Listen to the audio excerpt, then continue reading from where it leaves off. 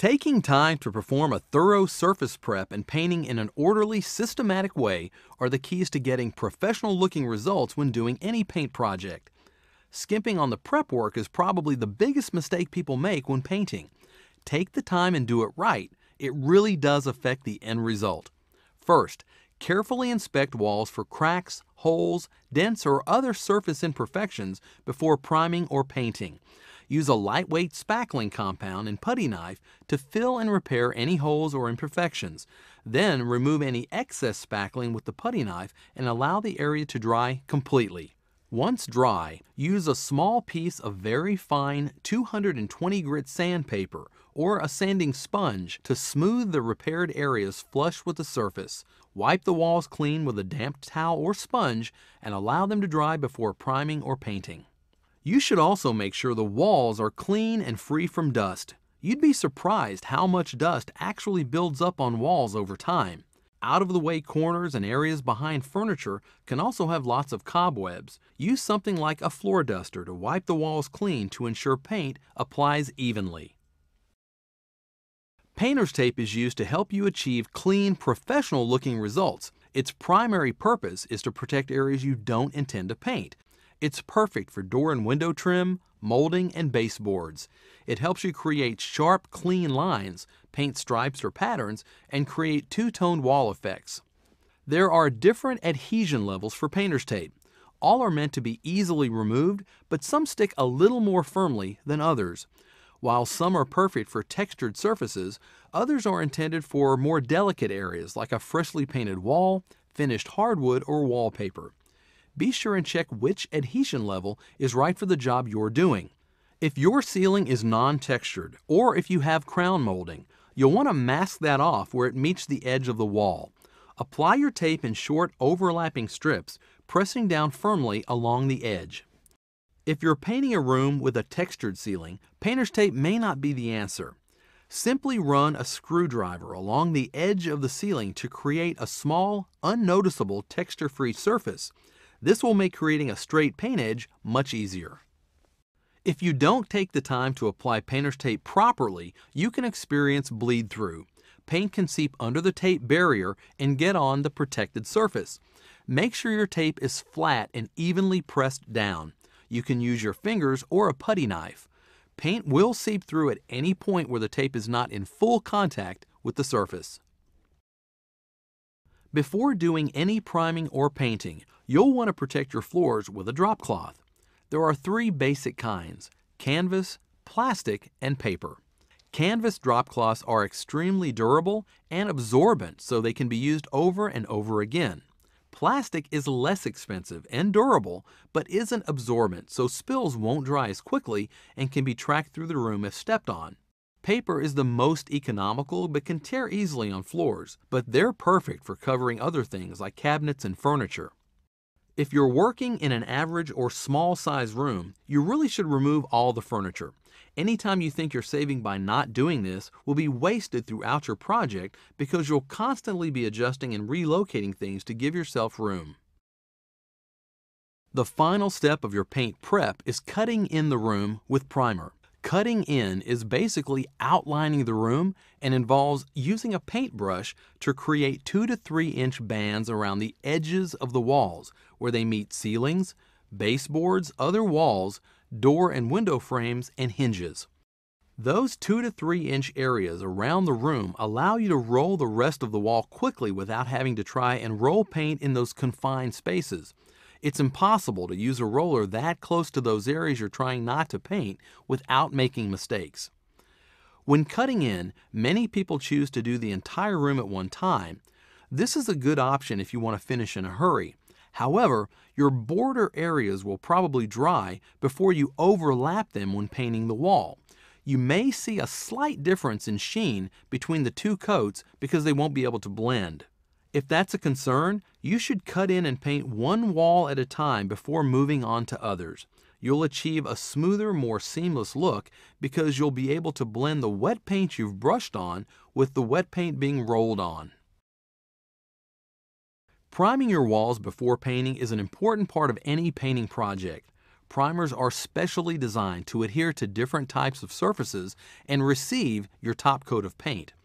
You also have the option of using a paint and primer in one. This will eliminate the need for separate coats of each and will save you time and money. When painting new drywall, priming helps seal the wall and can help prevent mold. They also help when you're painting walls that are stained or when you're making a dramatic color change. Primers can also be tinted at our store to closely match the color of your paint. Since primer is less expensive than paint, using a tinted primer can help you cut down on the number of paint coats needed and save you money. If you've made wall repairs, spackle and especially drywall compound will draw out the moisture from the paint, giving the area a dull look that is different from the rest of the wall. Priming will prevent this problem since you'll be painting directly over the primer and not the repair material. When applying your primer, start by painting in 3-foot by 3-foot sections. Roll in one section at a time, moving from top to bottom and from one side of the wall to the other. With a fully loaded roller, work top to bottom, rolling back and forth across the wall in a series of V or W-shaped strokes until the section is covered. Reload your roller and paint the next section, covering only as much as you can finish while the primer is still wet. Always overlap areas of wet primer. This is a painting technique the pros call working to a wet edge. The technique helps prevent streaking. After the primer is completely dry, lightly sand away bumps, ridges, and other surface imperfections using very fine grit sandpaper folded into quarters. When the grit of one section becomes covered with paint dust, switch to an unused section and continue. Wipe the wall clean with a damp towel or sponge and allow it to dry.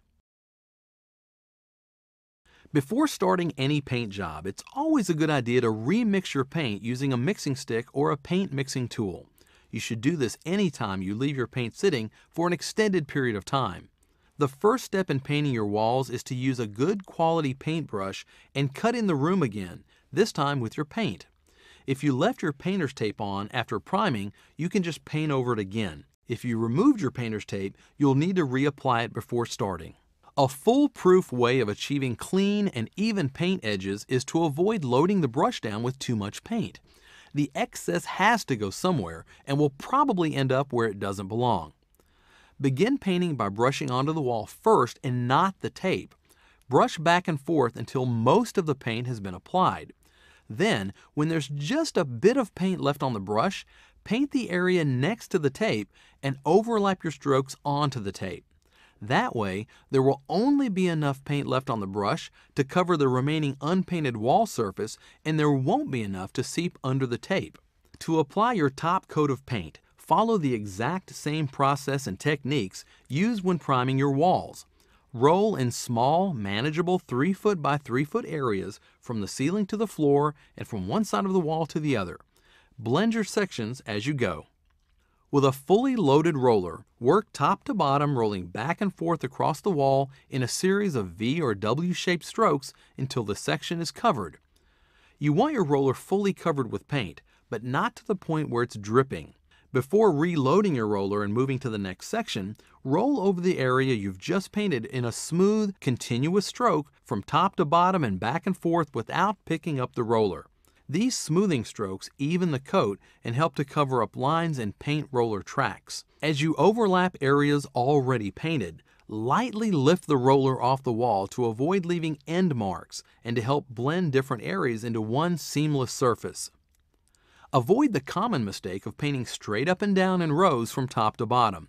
When you do this, it's harder to blend your paint evenly and you can end up with a slight striped appearance, which you won't be happy with. Your final step is to remove your painter's tape. Now you have two options. You can do this just before the paint dries completely if you're concerned about the tape getting stuck in the paint. Or you can wait until the paint is dry. If left on too long, sometimes small pieces of the tape can tear and get left behind when being removed. If you run into this, use a utility knife to slice through the dried paint while pulling up the tape at a 45-degree angle. Now, tightly seal remaining paint in cans. Thoroughly and completely clean paintbrushes and rollers and dispose of used painter's tape. Noticeable color variations in separate gallons of paint are rare now that mixtures are created by computers. But to be safe, once you've used half a gallon of paint, refill that can with paint from a different can and remix. If you're doing a large job, you can mix several gallons into one 5-gallon bucket. That way you'll be guaranteed color uniformity. You also have options for how you reload your paint roller. You can use a traditional and reliable paint tray, or to avoid the possibility of stepping in your paint or having a pet wander through and causing a mess, you can roll from a bucket using a paint grid. For optimum results in color quality and finish, a second coat may be needed. Just be sure and allow the first coat to dry completely, usually between 2 and 4 hours.